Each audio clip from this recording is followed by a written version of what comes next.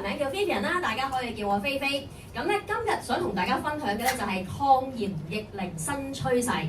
咁我見頭先阿 Major 問大家嘅時候咧，大家都好熱烈喎。我想再問多一次，有邊位係想疫靈㗎？知道。哇！俾啲聲嚟聽下先啦。哇！大家都好想後生啲係咪啊？好，咁我介紹下我自己先嚇。咁頭先介紹咗我叫菲菲啦。咁我本身咧係喺 Catering Management 飲食管理嘅學科畢業嘅，咁亦都從事咗飲食行業咧超過20年㗎啦。咁剛才 Major 都有提到過啦，咁我仔仔咧今年已經18歲㗎啦，咁啊中六，今年而家準備考 DSE 啦，已經係開始咗第一科，咁啊4月再繼續考第二科嘅，咁都 OK 啊，係嘛？都唔似係咪啊？係都講呢個 topic 都 OK， 係合格嘅係咪啊 ？OK， 非常之好。咁我自己公餘時間咧就係發展緊我自己嘅大健康產業啦。同時間我亦都係一位嘅健康諮詢師嘅。咁之前我哋嘅健康日咧，咁我亦都有同我哋伙伴一齊幫手係擔任諮詢嘅工作。咁另外我自己興趣咧，除咗係營養之外咧，我都好中意係美容啦。同埋運動方面咧，我都好中意去跳舞嘅。咁如果有中意跳舞嘅朋友咧，大家可以我哋交流一下嚇。隻眼冇咁痛。好，咁先講下啦，到底點解要疫靈或者抗衰老先啦？係咪？咁呢度咧就有個調查顯示，香港人口如果推算去到咧2046，我哋將會每3個人就有1個係65歲或以上。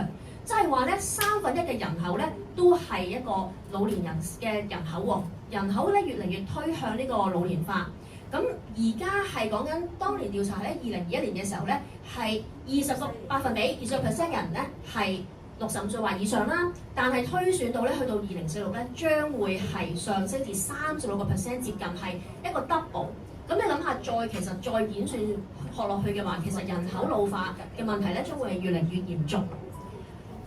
咁既然我哋嘅年齡改變唔到啦，咁我哋可以改變啲咩嘢咧？咁樣，咁其實香港咧，大家可能都知道喎，我哋嘅平均壽命咧，其實係全球數一數二咁高嘅城市地區嚟嘅喎。咁另外一個人口壽命好高嘅就係日本啦。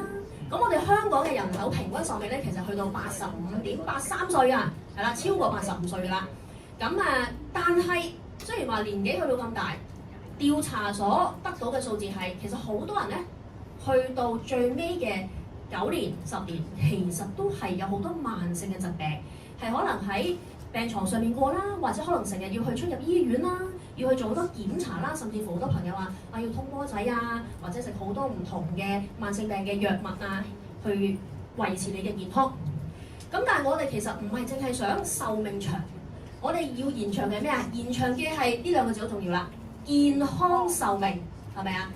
咁淨係命長冇用㗎，梗係大家想有個健康。當然，如果有埋錢係最好添啦。咁以前我哋成日講啦，生老病死就係咧人生嘅必經嘅階段。但係其實係唔係咧？病係咪真係一定係人生必經嘅階段咧？又未必一定係㗎噃。嗱，而家好多人咧都係經歷嘅咧就係。年紀大嘅時候咧，開始好多慢性疾病啊，好多老年病啊，咁之後就可能身邊好多朋友可能係癌症啊，或者其他心血管疾病離世嘅。但係其實我哋咧係想將我哋嘅身體年齡係去減輕，實際年齡我哋就減輕唔到㗎啦。實際年齡咧就係你身份證上面印住嘅，你出世嗰個年份嗰個日子計起到而家。減一減個數，咁就係你嘅實際年齡啦。嗱，嗰個冇得逆轉啦，係咪？但係我哋可以逆轉嘅，就係我哋嘅身體年齡。身邊有冇聽過啲朋友咧就話：哎呀，未老先衰啊！30-40歲咧，副偈咧就好似50-60歲咁樣喎。成日周身病痛，又話呢度痛嗰度痛。有冇啲咁嘅朋友？有冇聽講過呢樣嘢啊？都有係咪啊？我見大家都點頭啦。咁呢個就係佢哋嘅實際年齡同個身體年齡咧就唔符合啦。我哋點樣可以將身體年齡年輕過我哋嘅實際年齡咧？呢度咧就俾大家去睇到，到底衰老係咩一回事咧？用個蘋果嚟做例子，如果我哋見到個蘋果咧，外邊呢度咧已經係有個生個銹爛，有個窿啦，但係佢唔係表面爛咁簡單喎。如果你切開個蘋果睇，其實佢係由個蘋果心開始已經其實腐爛緊啦，只不過由裏邊腐爛到出邊咁解。咁你諗下咯喎，我哋身體。譬如塊面，女士成日好關注啊，有冇斑啊？冇曬傷嗰塊面啊咁。如果你發覺塊面已經出咗點斑，可能其實你身體入邊嘅器官、你嘅腸臟、你嘅肝臟、你嘅腎臟已經係氧化緊、衰老緊㗎啦。不過我哋睇唔到，呢啲係深層嘅衰老。咁我哋講緊抗衰老咧，唔係講緊淨係搞表面嘅。我哋抗衰老其實最重要咧係做深層嘅抗衰老。呢度話啦，走出衰老誤區嚇，唔係淨係關注表徵嘅喎。不過如果你或者你身邊嘅朋友已經開始有呢啲嘅現象咧，咁就要小心留意啦。例如係皮膚開始鬆弛、皺紋開始變多啦喎，有啲老人斑啊、眼袋嗰啲咯喎，又或者係骨質開始有啲疏鬆，好似或者係肌肉唔係好夠力啊，坐得耐咧，起身咧要企一陣間先行得到嘅咁樣，咁呢啲都要留意啦。另外有啲朋友咧，可能就係戴住眼鏡揾眼鏡，出咗門口我諗到底我熄咗火未咧？開始咧記性有啲差啦，咁呢個都要留意翻啦。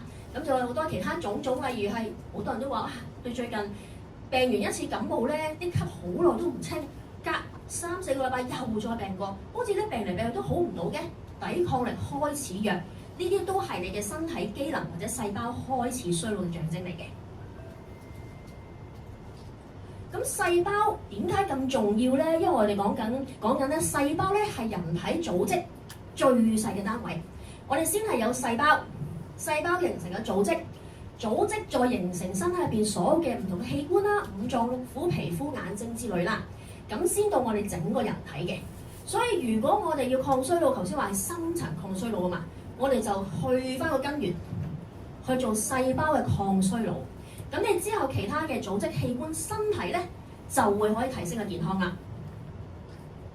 咁到底有啲乜嘢嘅因素會令到個細胞衰老嘅咧？除咗係我哋嘅年紀漸長啦，細胞會隨住嗰個時間會有一個衰老之外咧，其實好多其他嘅外來因素都會影響到我哋嘅細胞，因為受到自由基氧化就有損傷嘅。例如咧係環境啦。頭先有冇睇到我哋嘅示範專區啊？水嘅示範啊，原來其實我哋有好多水質嘅污染嘅喎，仲有空氣嘅污染啦。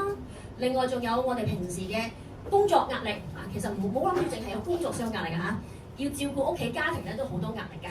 係咁啊，仲有睡眠質素啦，好多朋友有陣時忽略咗喎，原來唔夠瞓或者瞓覺時間唔啱咧，都會影響到你身體細胞㗎。咁另外啦，飲食而家好多時候咧，我哋食嘅嘢係咪都係好多快餐文化啦？好多外邊食嘢嘅時候，好多都會係多油啊、多鹽啊，或者可能係好少食到菜啊，比較多喺我哋城市人嘅生活裏邊咧，比較多係要外食嘅，可以真係3餐都喺屋企煮嘅咧，確實係比較難得。另外而家食物質素咧，其實佢嘅食物嘅營養素咧，都比以前咧係下降咗嘅，因為係食物工業嘅情況之下咧，要快啲去生產到啲食物，例如棵菜，我哋快啲種到出嚟，可以喺市場上賣。豬牛羊雞呢啲動物，我要快啲養大佢，可以喺市場上賣。有冇聽過啲動物要打激素啊？係咪啊？好似話牛奶有激素要留意翻喎，雞蛋又係喎，有啲有激素要買啲有機嘅會好啲喎。就係因為食物工業令到我哋咧，其實我哋嘅食物佢入邊嘅營養素咧，個質素都係下降咗嘅。咁到底有啲乜嘢嘅損害咧？唔同嘅頭先提到嘅呢個因素，對於細胞嚟講，我哋講話咧有3個維度嘅損害嘅。第一個就係令到我哋嘅 DNA 嗰個基因組唔穩定。咁DNA 咧其實就係當我哋嘅細胞咧係，其實我哋每日嘅細胞咧都會有生同埋有凋謝嘅。細胞係會有生有死啦，咁我哋細胞亦都會係去複製翻嘅，所以我哋就算係有細胞凋謝咗咧，唔會話突然間謝晒喎，啲細胞唔見晒啦，因為係會再生翻出嚟嘅。咁呢個細胞再生翻出嚟咧，其實係一個複製嘅機能嘅。咁如果萬一嗰個細胞佢嘅基因有受損，舉個例，如果而家話你可以攞張匯豐嘅1000蚊紙出嚟影印佢彩色影印，咁你可以繼續用嘅。咁我梗係攞張新速速直版嘅靚仔嘅匯豐1000蚊出嚟影印啦，係咪啊？咁影出嚟嗰張係幾多錢啊？如果我攞張1000蚊影出嚟嗰張係1000蚊啦，係啊，都係匯豐啊嘛。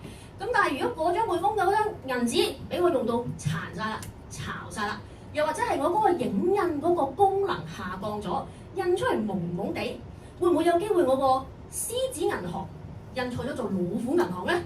印咗老虎銀行我用唔到噶啦喎，又或者個1000蚊個零，唔得滯，印咗出嚟少咗個零，1000蚊變100蚊，咁又唔啱噶咯喎條數係咪啊？咁所以一樣同樣道理咧，如果我哋嘅細胞受損，佢複製出嚟嘅細胞就唔係好似原本嗰個健康細胞一樣啦。咁呢啲複製出嚟有我哋叫做係變異或者基因突變嘅細胞，呢啲係咩細胞啊？癌細胞啦，冇錯啦。所以咧 DNA 受損係會影響到細胞嘅正常功能，甚或乎影響到我哋咧可能會得到癌症嘅。咁呢個係第一個層面咯喎 ，DNA 細胞受損。第二個層面嘅損傷就會影響到我哋嘅細胞入邊嘅線粒體。線粒體係咩嚟咧？咁樣樣，你可以想像一下咧，佢係我哋細胞嘅一個發電廠啊。咁呢個發電廠咧都有個圖案俾你睇到喎。呢個咧係能量滿滿嘅線粒體，係啦。咁啊線粒體好光猛啦。假設如果我話突然之間呢個交流方電壓突然間下降，唔夠能量啦，電壓唔夠，呢間房啲燈會點啊？會閃啦，會暗啦，或者可能突然間會熄燈啦，係咪啊？咁但係如果好似呢個線粒體咁啊，能量不足，佢嗰啲光點就唔見晒啦。對照翻我哋嘅身體啊，如果係能量唔夠，我哋係咪有時都會食飽好易眼瞓咯？可能行下街又點解今日咁容易攰嘅咁樣樣，好容易周身骨痛係咪啊？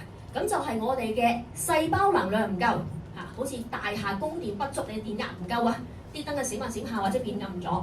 咁我哋有冇辦法可以將呢個唔夠電壓嘅線粒體加翻大呢個電壓俾佢咧？等陣可以同大家講。咁呢個第二個層面就係線粒體咯喎，能量嗰度啦。第三個情況咧就係細胞損傷咧就會引致到一啲慢性嘅炎症。咁呢啲大家可能都聽講過，或者有機會身邊嘅朋友係有接觸過嘅。例如係肝臟如果發炎就可能會有呢個脂肪性嘅肝炎啦。如果你嘅血管發炎咧，就會有機會影響到去到動脈粥樣硬化咯喎。另外，如果炎症係喺你嘅骨或者係喺你嘅肺度，咁就會有關節炎同埋肺部嘅發炎，呢個肺炎嘅炎症啦。呢啲咧都係細胞受損之後咧會有可能出現嘅效果，就係炎症嘅發生。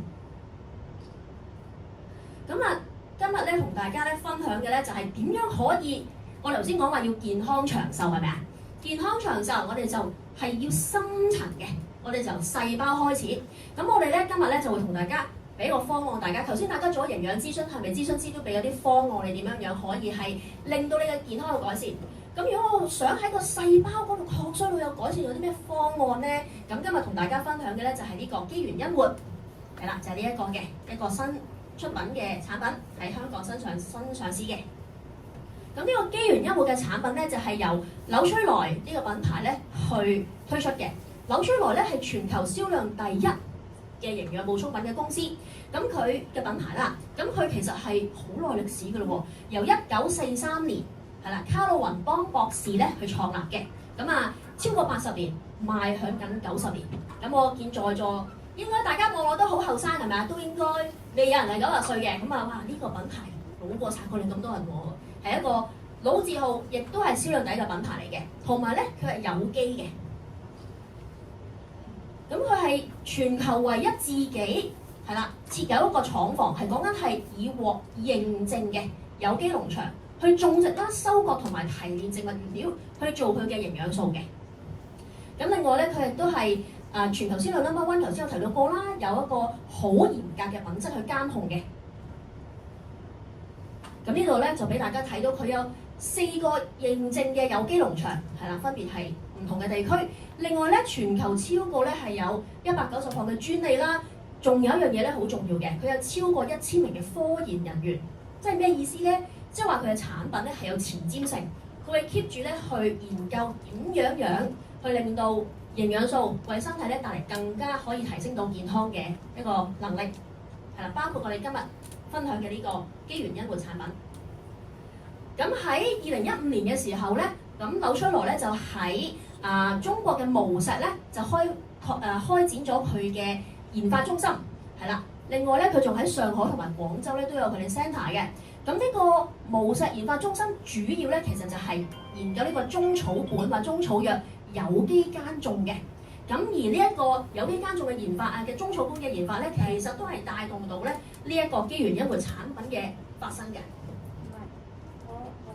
因為咧紐崔萊佢嘅呢個研發中心咧，佢就將600幾種嘅草本係嘅植物草本，超過58000種嘅植物成分，就係好有系統咁樣咧，擺咗喺個電腦嗰度，一個 AI 系統叫做神農系統，即係話咧佢將我哋咧係咁多千年嚟呢個本草綱目啊，由以前我哋成日聽翻嚟啊，本草綱目聽過啦，但係本書我哋未見過嘅喎，佢就將呢件事咧變成一個現代嘅 AI 本草綱目，稱之為神農系統。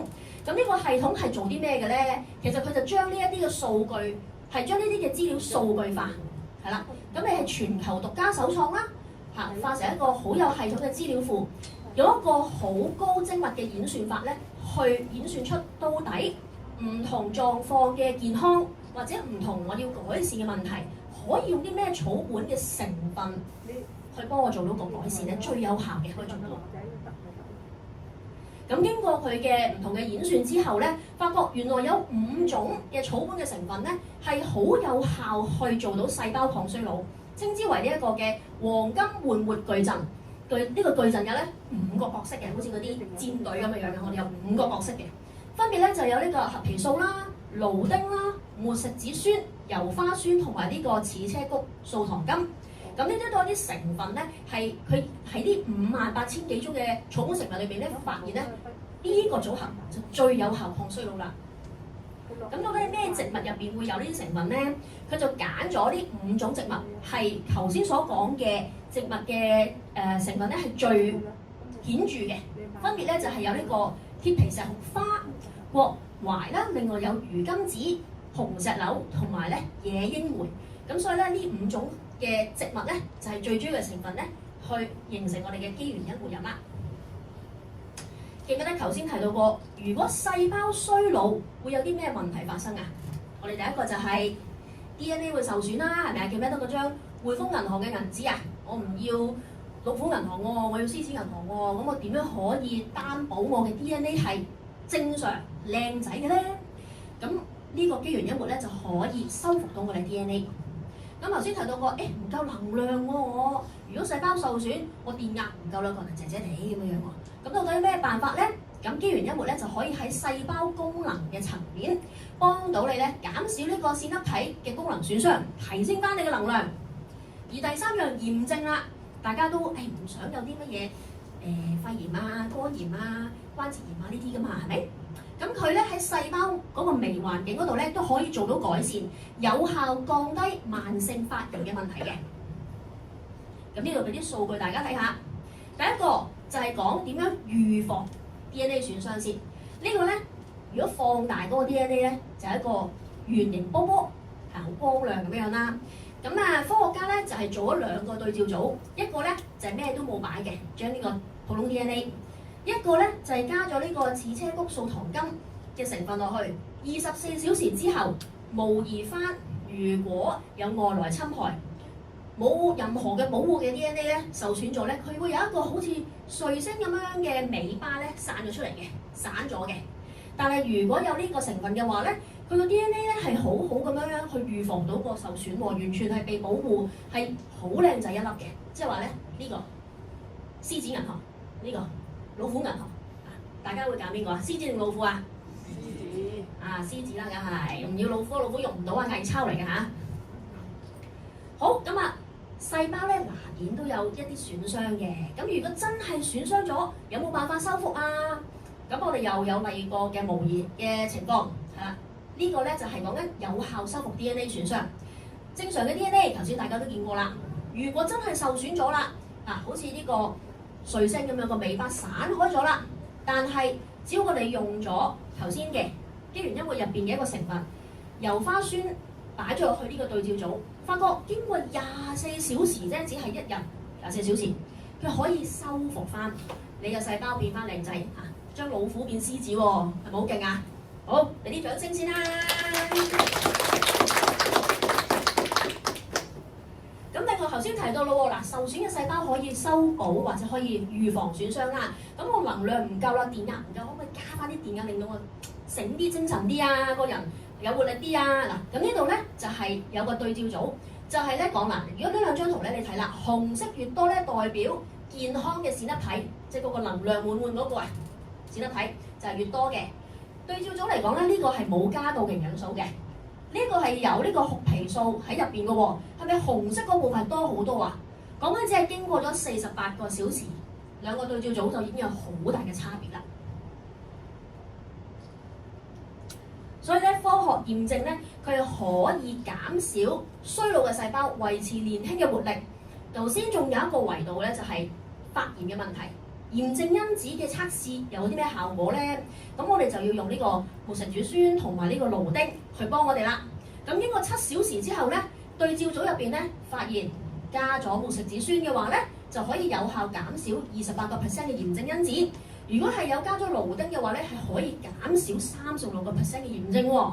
只係講緊咧7個鐘頭就有呢個消炎嘅效果。咁另外一啲衰老嘅細胞啦，點樣可以喚活翻我哋嘅衰老嘅細胞咧？即係幫佢打打氣啊，令到佢年輕翻咧咁樣樣。咁咧透過整個黃金喚活矩陣，即係頭先講嗰5種嘅草本嘅成分，我哋可以喺6日係啦，就可以令到咧我哋嘅衰老指數減少16%，只係6日都未夠1個禮拜嘅時間。我睇完咁多數字啦，咁其實到底我係可以喺啲咩層面嗰度可以幫我減到衰老㗎？咁樣樣衰老指標咧，其實係呢3大維度都可以幫助到嘅。第一個就係見得到嘅，例如係皮膚嘅狀況啦；第二個係唔係好睇到嘅，不過我 feel 到、感受到嘅，例如睡眠質素啦；另外一啲咧就係睇唔到，我又唔係好 feel 到嘅，例如身體入邊嘅炎症，我哋係咪？自己睇唔到入邊有冇發炎嘅身體入面，除咗係真係病得好緊要嘅時候，咁我哋睇下個效果係如何咯喎。首先係可見嘅變化，外表上邊，有冇朋友係想少啲皺紋㗎？定係其實你哋都冇皺紋㗎？睇下先，或者係預防有皺紋啦，咁樣講嘅邊位啊？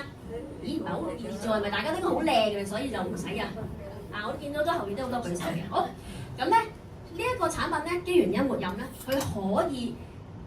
我哋做咗啲嘅調查，就係使用咗產品90日後係好有效提升皮膚嘅狀態嘅。例如啲咩咧？可以白淨啲啦，可以透亮啲啦。另外咧，細紋咧都係減少咗嘅喎。皮膚眼啊，大家係咪好驚有眼紋啊？暴露咗年齡嘅秘密啊！眼睛咁咧，20% 眼周肌膚嘅狀態可以得到改善。咁另外咧，毛孔係咪大家話要又白又滑喎？毛孔唔好咁粗大噶嘛。咁29.3% 毛孔體積減少，收毛孔喎，係咪啊？好，咁另外可以感覺到嘅身體變化啦。有冇朋友係瞓得唔係太好㗎？身邊都有啲朋友係咪成日瞓得唔係幾好啊？好難先至瞓得着啊，或者係好易醒啊，或者朝頭早就其實都鬧鐘都未響，我就醒咗㗎啦，因為唔知點解硬係就唔係好瞓得長，或者係冇瞓得冧咁樣。咁咧，其實頭先講到睡眠質素都好緊要嘅，對大家嘅身體嘅細胞嘅修復。咁咧，我哋亦都有調查咧，發現使用呢個產品90日後，睡眠質素係明顯提高咗嘅，係啦，有86% 嘅志願者表示真係瞓得好咗喎。另外咧，我哋有一個叫做嘅PSQI 嘅匹茲堡嘅睡眠指數啦。嗱，呢個term可能比較專業啲，咁但係咧，其實都係指如果個指數越低，睡眠質素就越好嘅。咁咧，好多朋友都係志願者表示咧係有改善到嘅。好啦，咁嗰啲我又睇唔到又感受唔到嘅身體嘅炎症又有冇改善咧？咁樣樣係啦，使用產品90日後咧就發現咧30% 嘅炎症因子係有降低咗㗎，係可以提升咗你嘅健康。另外咧23% 皮質醇指數減少咗係咩意思咧？就係咧，如果皮質醇指數下降，就可以令人咧即係冇咁有負擔，亦都會咧瞓得係好啲嘅。係啦，如果你皮質醇太高，其實都會影響睡眠嘅喎。如果係減重嘅朋友咧，都要留意啊，皮質醇太高咧都係會，同埋瞓得唔好咧，都係會影響你減重㗎。咁總括嚟講咧，呢個產品其實咧係頭先提到嗰個啦，3大維度，邊3大啊 ？DNA 嘅如果係受損或者係修復，係咪可以幫助到啊？第二樣咧就係我個電壓啊，係啦，線粒體啊，有聽書啊，線粒體我要俾啲能量個身體。第3樣，裏面嘅器官嘅我哋唔要有啲咩症啊？唔要有炎症係啦，咁可以喺咧3大維度咧去幫我哋活我哋嘅細胞。另外呢個黃金活潑矩陣咧，真係獨家嘅科學嘅創新，因為咧有我哋嘅無錫研發中心啦，頭先講過嘅神農系統係真係好有科學嘅根基同埋數據咧，係幫我哋去揾出到底邊一啲嘅草本嘅成分係最有效，可以為我哋人體所用，去令到我哋嘅抗衰老啦、細胞咧得到提升嘅。咁另外呢一點好重要喎，佢呢5個嘅成分，頭先提到過嗰5個嘅植物成分咧，全部都係植水成分嚟嘅，係天然嘅啊。就算咧啲產品講到話，點樣有效果，點樣厲害，點樣正都好咧，如果佢唔係天然嘅話咧，我哋買咗食噶嘛。如果唔係天然嘅話咧，咁你就要留意下啦。啊，我哋係咪出去買有機天然嘅食材，例如菜又好、雞翼又好、蛋又好，係咪有機天然嘅都會貴一啲㗎？咁啊係真係會，因為佢係真係效果同埋對身體好啲嘅。咁同埋咧呢5個咧都係植物去萃取出嚟，真係有頭先我幾個相片見到嘅有機農場嘅認證嘅，去種個植物去萃取出嚟嘅。好，咁啊以下落嚟咧有啲個案分享。咁雖然咧喺香港咧，其實我哋就係、上咗市場大概係1個月左右，短短嘅一啲時間。咁我哋咧都唔少朋友咧係真係食咗好有效果咧，同我哋分享翻嘅喎。第一位朋友咧，咁啊 Wendy 咧，佢本身係長期血壓高嘅，咁啊之前亦都透過營養啊、護肝啊呢啲咧去調整翻個血壓。咁啊本身咧血壓都穩定咗，去到大概120幾啊、80幾咁樣樣啦。咁啊服用咗機緣2至3日左右啫喎，咁佢嘅血壓咧已經去翻再健康啲嘅水平，去到180幾、80幾啦，下壓上壓180幾，下壓80幾。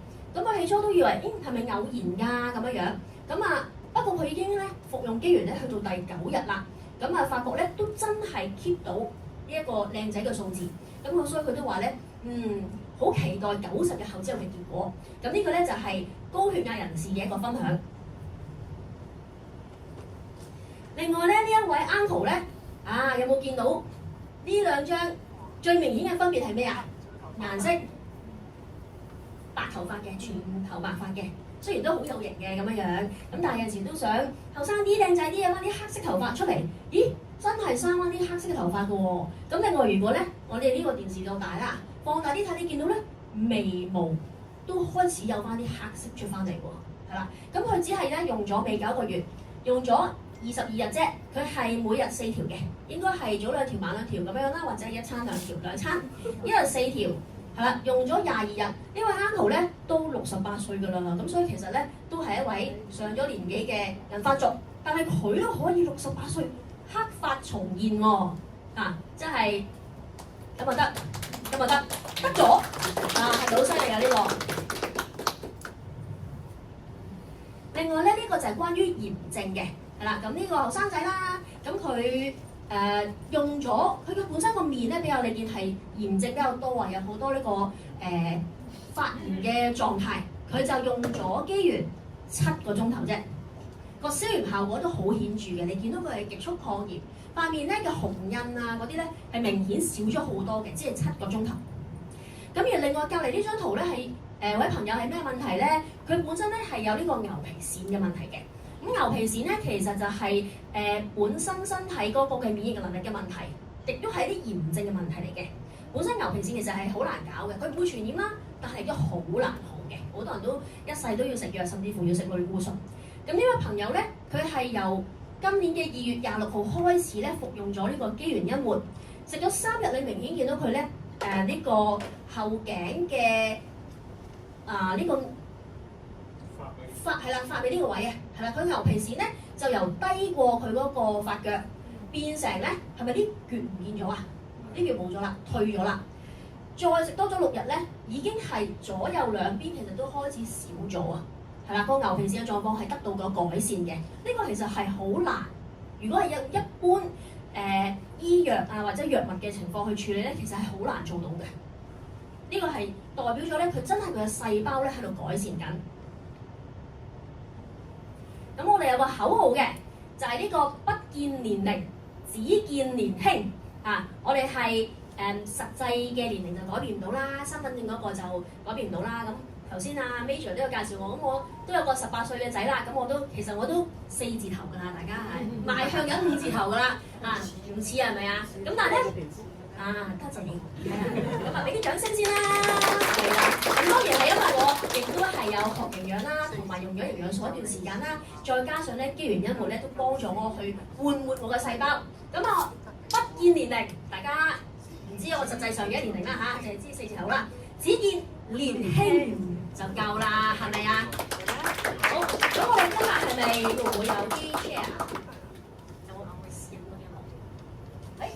係後邊嘅工作人員準備咗啦。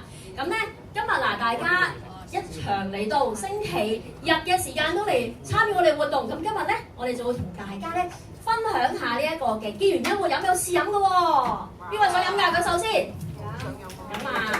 梗係啦，換活細胞個抗衰老喎。好，我哋俾我哋啲前排嘅來賓先。